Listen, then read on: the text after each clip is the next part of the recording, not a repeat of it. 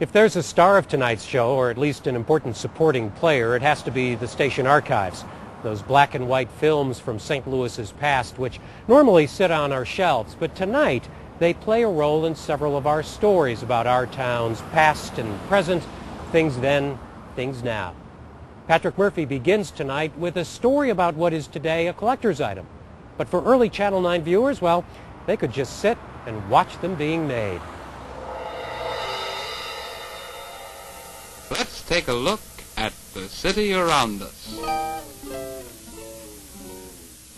We've chosen one industry of St. Louis and have filmed a product from its start to its finish.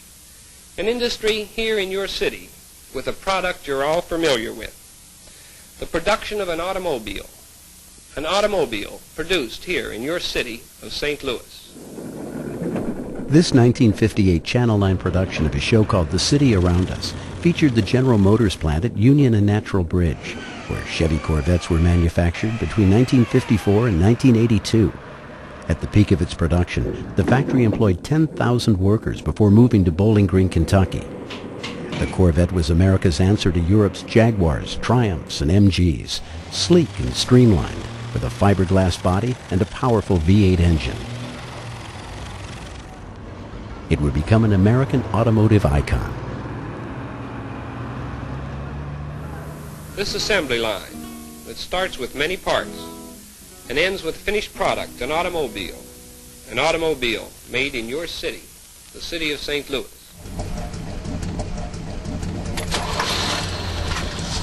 Fire 'em up!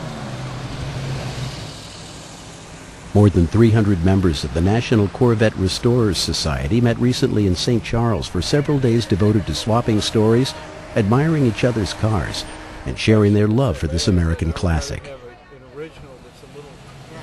They dubbed their gathering the Year of the 58 in honor of the 50th anniversary of the 1958 Corvette, a favorite among those in the know. But regardless of the model year, there's a special feeling Corvette owners have for their vehicles, an appreciation for style, performance, and nostalgia.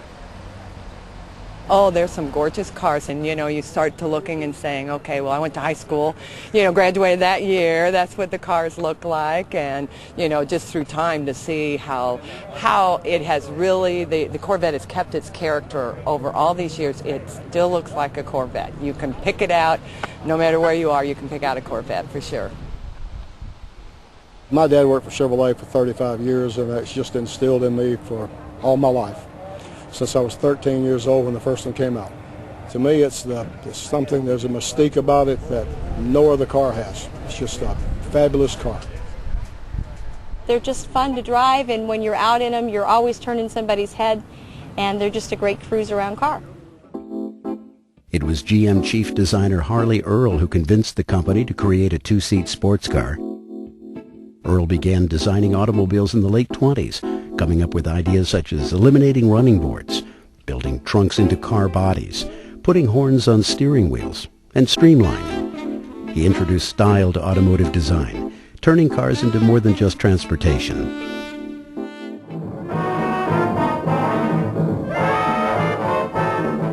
This 1956 film produced by General Motors showcases many of Earl's designs, embracing glamour, fantasy, and a bold vision of the future. Now, the dream cars of tomorrow.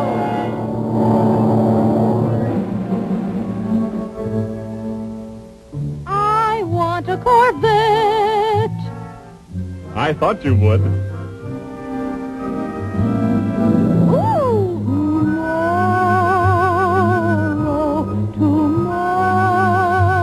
Tomorrow, our dreams will come true. The post-war years would be the era of the automobile. And the Corvette emerged as its own statement that a machine could also be art.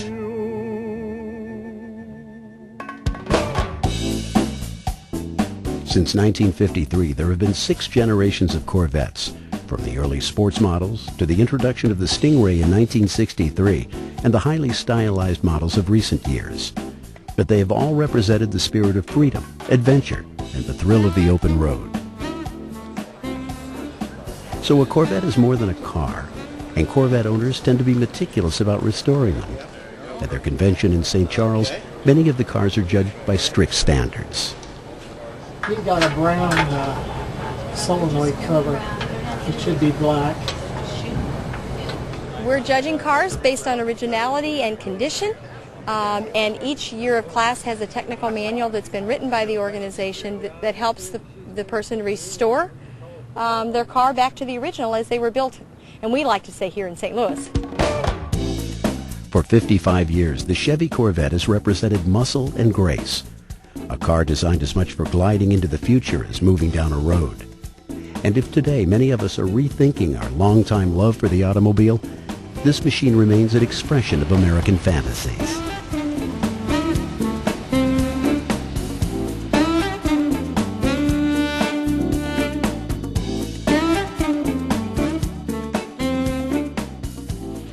Channel 9 actually used to have its own Corvette. And yeah, we wondered how that happened. And we found out a few years ago when we got a chance to meet the man behind the wheel. That's why he's called the Finder.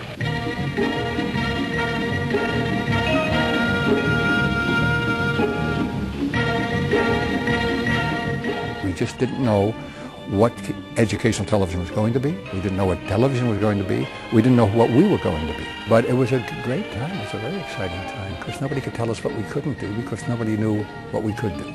And if you flopped, went back the next day and did it again. It wasn't the end of your career. Hi.